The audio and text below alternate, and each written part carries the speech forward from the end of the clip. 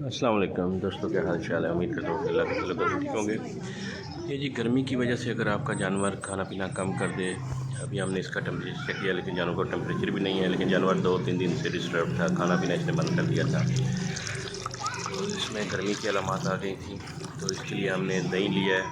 1 पाव दही है जी, उसमें 1 पाव हमने पानी ऐड किया और सरसों का सिंपल आया बाट साहब जी ये पिलाने लगे हैं बकरे को। इसको पिलाया। तो गर्मियों में अपने जानवरों को आप ORS ये 2-3 दिन आप खिलाएं तो आपका जानवर रिकवर हो जाएगा और वापस खाने पीने पे आ जाएगा।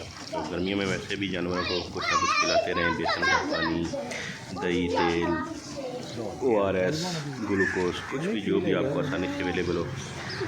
गर्मी शदीद है इन दिनों में, तो ये एहतियात आप लाजमी करेंगे। 8 बजे 9 बजे 7 बजे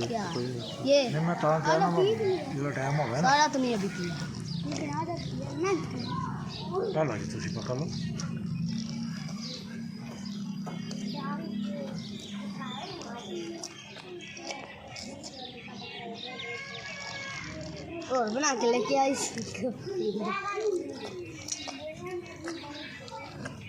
तुम 14 माह